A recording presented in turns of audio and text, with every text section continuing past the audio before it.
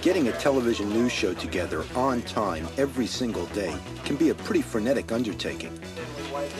Okay. But underneath the air of madness, there's a lot of method here.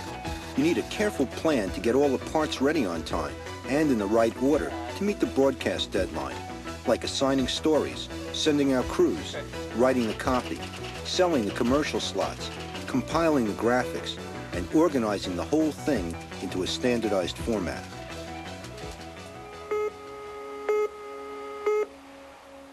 This is one of the greatest crunches in the whole system. Every piece of videotape that becomes part of the news program has to be edited here, using 2 of these tape machines and an editor. At this station, they'll screen several hours of tape, edit it down to 7 or 8 1- and 2-minute pieces, plus perhaps a 4-minute feature, add commentary and titles, and have the whole package ready for the 11 p.m. broadcast. Everything has to be ready to run right on schedule. Live from WBZ TV4, Jack Williams, Liz Walker, John Henning, Bob Lobel, and Bruce Schwegler. This is Eyewitness News, the evening edition. Of course, you don't have to look very far to find instances where scheduling is crucial. It comes up in management all the time, whether you're scheduling nurses' shifts or police officers' beats, or conductor and motorman teams on a subway. These are complicated scheduling tasks, but we can learn a lot about the principles of scheduling, the mathematical basis, by looking at a specialized case. This is something that we do all the time in mathematics. Before we jump into a complex problem, we try to extract some essentials and see what we can learn in a simpler case. There are 3 parts to this simplifying process. First, we can reduce the number of variables. For example, let's say that all of our editors work at the same speed. No one is faster or slower than anyone else.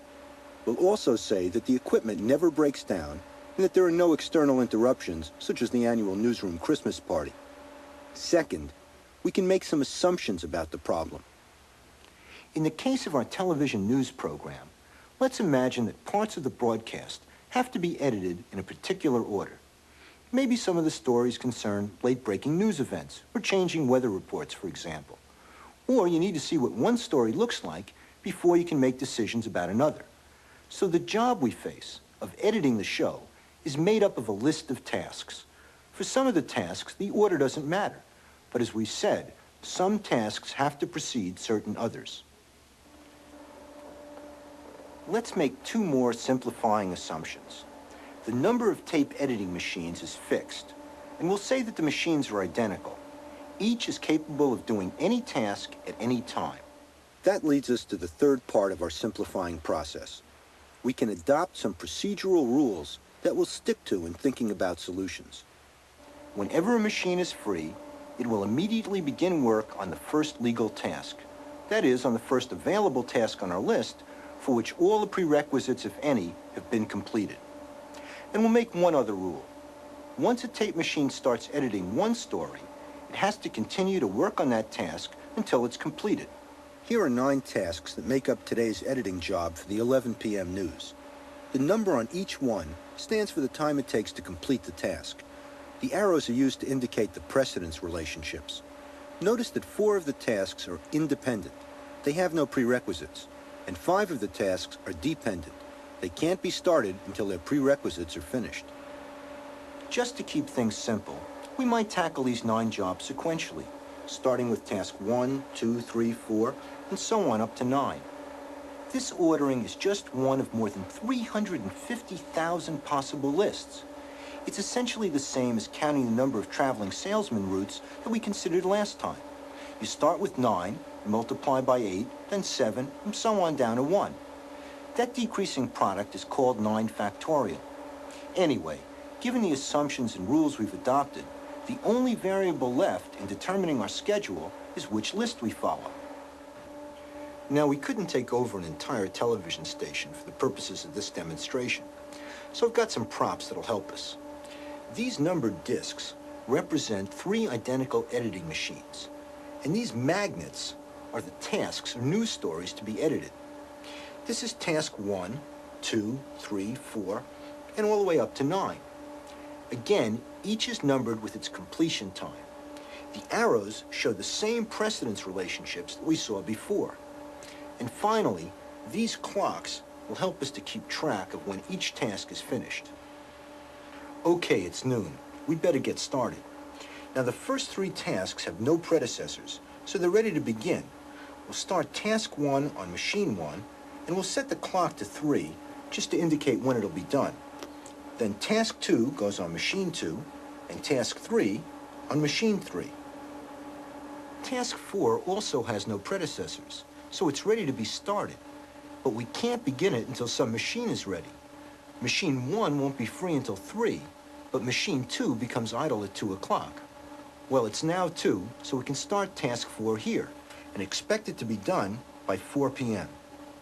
Well, despite all our simplifying assumptions, this gets a bit tricky. Let's see, at 3 o'clock, when task 1 is finished, we could begin task 9. All the others that are earlier on the list have predecessors which aren't finished yet, but we can start task 9 on machine 1 at 3. Task 5 has to wait until task 4 is completed, which will be at 4 o'clock on machine 2.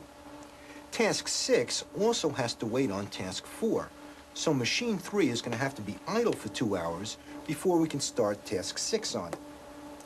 Well, task 7 can then begin at 8 o'clock on machine 2, and task 8 at the same time on machine 3. There we are. Everything's finished. What time is it? Midnight. This is a graphic representation of the schedule we used. We'll label the time it takes to finish all the tasks using this list in our work rules as C. In this case, then, C is 12 hours. This is a bit of a problem. The newscast was supposed to air at 11. So let's consider what happens if we have one more tape machine working on the job, keeping the tasks and everything else the same. Our intuition would suggest that we should get the whole job done earlier. Let's see what happens. As before, we start task 1 on machine 1. In fact, since the first 4 tasks have no prerequisites and we have 4 machines, we can start them off right away. Now we're up to task 5, which can begin as soon as task 4 is complete at 2 o'clock. So we can begin task 5 at that time on the first idle machine, which is number 2. Task 6 begins at the same time on machine 3, and task 7 on machine 4. Task 8's predecessor is task 4, which was done at 2 o'clock. So we can begin task 8 any time after 2, and the next machine 1 becomes available at 3. So there it goes. Finally, we're left with only task 9. The first idle machine will be number 2 at 6 o'clock.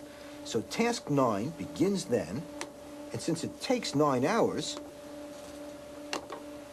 we're going to be done at 3 in the morning. How did that happen? Using exactly the same list of tasks and times required, we increased the resources available to work on the problem, but we wind up finishing 3 hours later. This is one of the many paradoxical results that turn up in scheduling problems. Let's try another tack here. We can erase these precedence lines, meaning that more of the tasks are independent. Since there's now less structure in the situation, we should have more freedom in scheduling the tape machines, and maybe we can get the whole job done faster. What actually happens when we try to schedule these tasks on our original set of 3 machines? As always, the first 3 tasks can start right away. Task 4 can begin on machine 2 at 2 o'clock. Since task 5 now has no predecessors, it can start on the next available machine, which is number 3 at 2 p.m. Task 6 has no prerequisites, so it can start on the first available machine, which is number 1 at 3 o'clock. Task 7 has to wait until task 4 is done, but task 4 is finished on machine 2 at 4, so we can start task 7 there. Task 8 also had to wait for task 4 to be done, but it's already finished, so we can start it on machine 3 at 6 o'clock.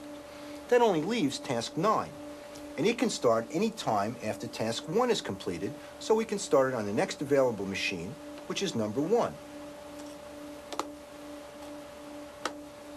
Now C is equal to 16 hours. Even though we seem to have more freedom of action, we run into another example of paradoxical behavior. Relaxing some of the precedence constraints led to lengthening the completion time. Even adding a fourth machine while keeping the reduced precedence requirements still doesn't do us any good. I won't work it through, but take my word for it. With less structure and using 4 machines, the completion time C is 15 hours.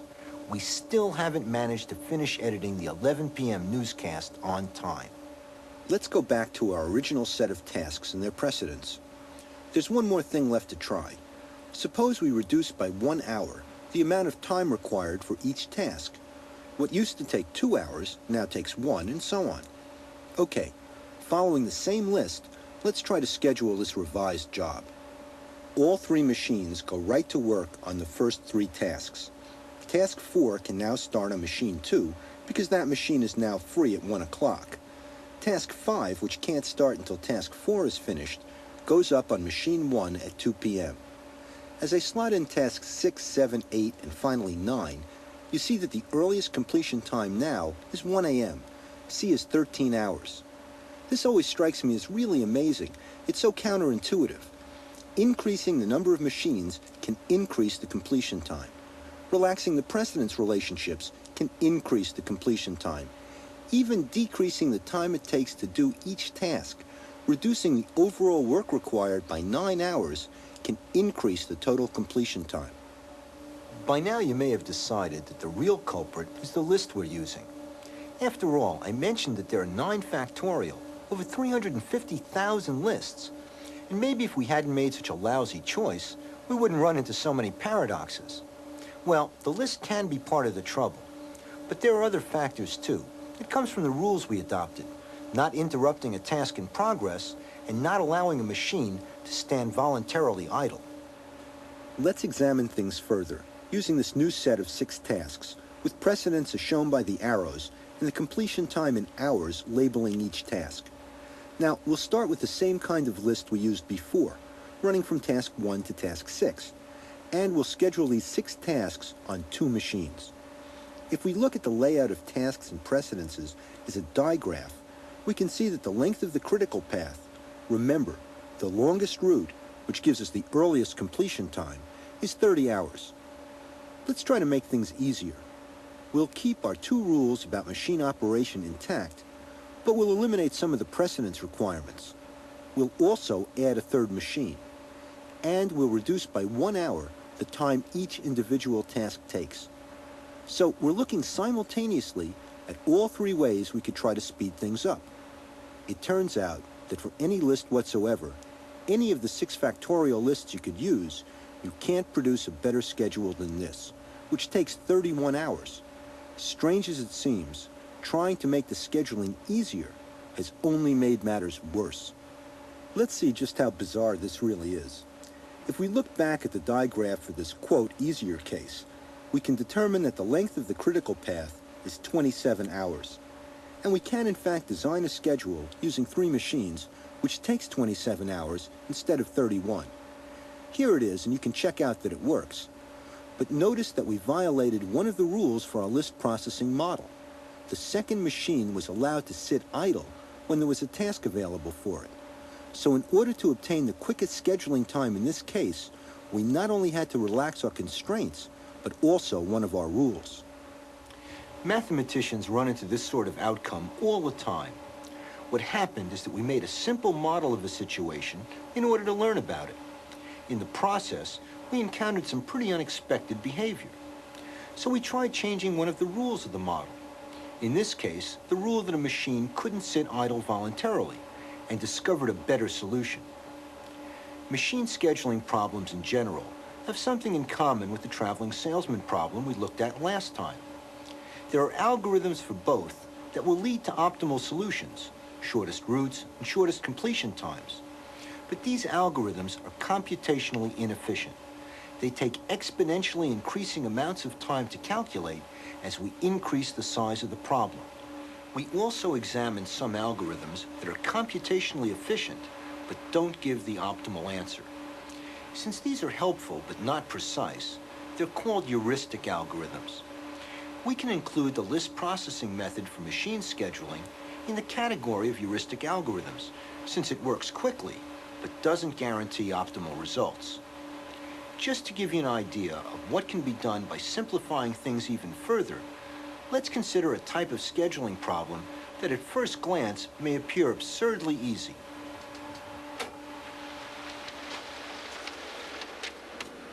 Say you run a photocopy business. Again, we'll assume that all the copying machines are identical. But this time, we won't have any precedence relationships at all.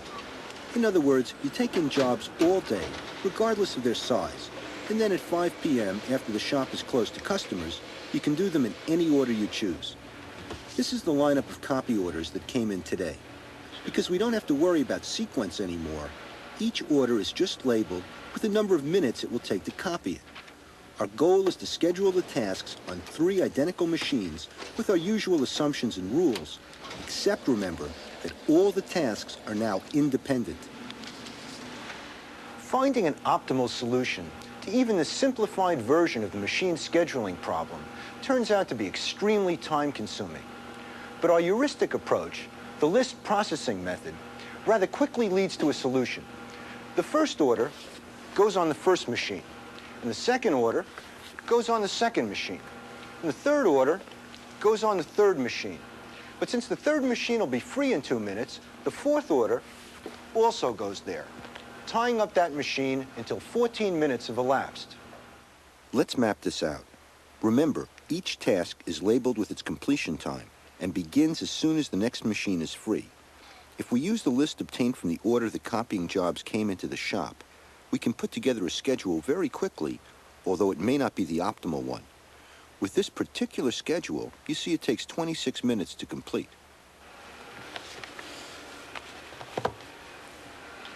If we arrange the jobs in decreasing order, in terms of how long each one takes, we can usually come up with a faster schedule. And that makes some sense intuitively. If we put the long tasks at the beginning, we may leave some holes later on for the shorter stuff to fill in. The other way around, as we've seen, risks having the longer tasks sticking out at the end. As we lay out the new schedule, it should be obvious why this method is called first fit decreasing.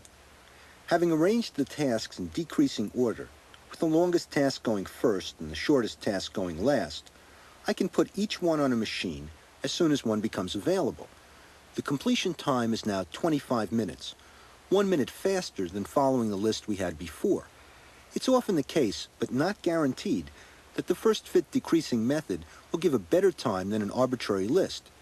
But the optimal time in which to complete these tasks is 24 minutes. And this schedule gives us the optimal solution. How do we know? The proof is easy. Just add up these task times and divide by 3 for the 3 machines. The answer is 24, so there's no hope of doing better than 24 minutes for this set of copying tasks. But finding the list that leads us to the optimal solution is a bit like looking for a needle in a haystack. That's why the heuristic method of sorting the times first is generally more efficient, even though it's not optimal. During the late 1960s, some remarkable discoveries about list processing algorithms were made by Ron Graham of Bell Labs. Graham is now head of mathematical research at the labs. I asked him to describe how he works on a mathematical problem, especially when it leads to a novel and important theorem. Well, it's often very useful when you're thinking intensely about a problem to back off for a while. Take it easy. Think about something else. And if you think about something completely different, juggling is often completely different from a particular problem you're working on. But there's a deeper metaphor, so to speak, in that in something like juggling or trampoline or other things that you might do, you are encouraged always to exceed the limits, to find new patterns, to try to do something that people haven't done before. And if you're going to be successful in research mathematics, that's what you're going to have to do. Because if the problem would yield to the known techniques, then it would already have been solved.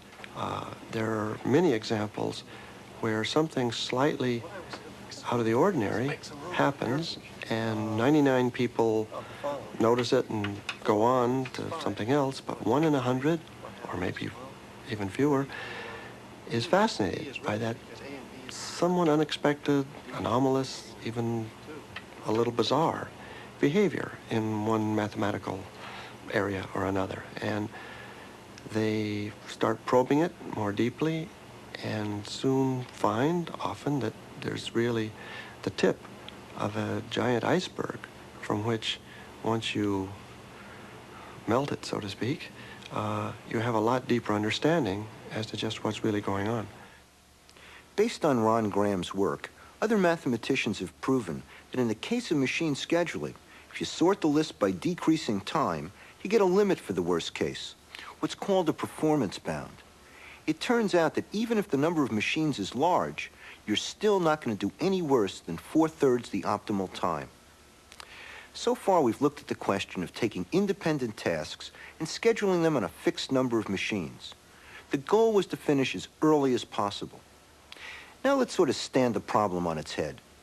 We'll fix the time we want the job finished. Then the problem becomes, what's the smallest number of machines necessary to complete the job by that time? This is one description of a problem that's historically been known as bin packing. Let me show you why. Here's a set of independent tasks. Their lengths represent how long it takes to complete each task. And these transparent tubes, or bins, will stand for the machines. Now, the capacity of each bin is 24. The trick is to fit all of these tasks into as few bins as possible. In other words, to use the smallest number of machines necessary to finish the job by the fixed time 24. It turns out, once again, that the bin packing problem, like the traveling salesman problem, suffers from the combinatorial explosion. The computation required to solve it by trying all the cases goes up exponentially as the problem size grows. So we have to return to the idea of using heuristic algorithms, those helpful but not necessarily optimal approaches. Let's try a first method, analogous to the list processing method for scheduling. I'll put the first object into the first bin, where it takes up the first 5 units of space. Now, there's still room for the second, and for the third, but this fourth object, which is 12 units long, isn't going to fit, so I'm going to have to open up a new bin. It's time to make explicit the assumptions and rules I'm following in this particular model. When an object is examined, it goes into the very first bin that has room for it. We only start a new bin when an object we're trying to pack won't fit into any of the previously opened bins. That's why this method is called first fit. So the 12-unit object goes into the second bin. Now let's see, this next one is 9 units long, and that's going to fit into the first bin. So according to our rules, that's where it goes, and it exactly fills up the first bin. Now, the next 8 units will go into the second bin, but that doesn't leave room for these next 2, so we're going to have to open up a third bin. This one will fit into the second bin, so we put it there, and again it exactly fills up the bin. And the last 2 fit snugly into the third bin. Sure enough, in this particular case, we've successfully packed all of these items into 3 bins. There's a first fit decreasing version of this algorithm too. Sort the objects in decreasing order of length, then pack them into bins following the same rules. Each one goes into the first bin that can accommodate it, and we start a new bin only when something won't fit in any of the bins that are already open. For example, when we reach the next to last object, we have to start a 4th bin. Then the last object can slide into the first bin. That may be a bit disconcerting, but it dramatizes a point I made earlier. For machine scheduling, as well as for bin packing, the first fit decreasing heuristic algorithm usually works better than just first fit. But that isn't always true. It's not guaranteed. This example shows that sometimes first fit decreasing can actually be worse than just first fit. And just as in the previous example, we can find performance bounds for these algorithms. Well, it's a lot of fun to pack these blocks into bins, but you may be wondering who else besides mathematicians and infants has occasion to do this. Actually, there are a lot of practical applications of this technique. If you've ever built anything yourself, like a bookcase, you know that lumber yards will only sell board in standardized lengths. You need pieces of varying lengths, all 6 feet or less, say, but the boards are only sold in 10-foot lengths. You can't buy anything smaller, and you can't return what you don't use.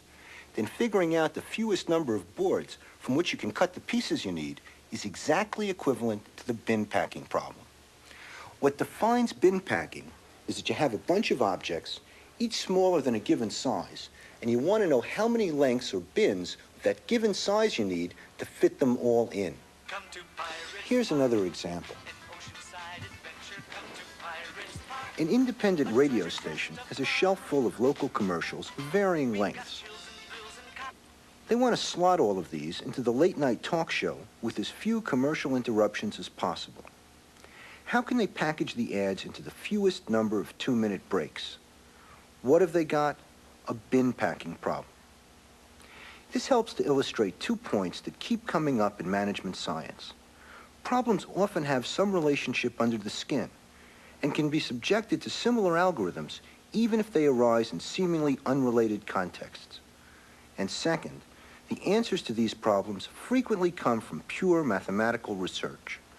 But that research is often inspired by problems which by their very names, bin packing, traveling salesman, reveal that they came from highly applied issues in management.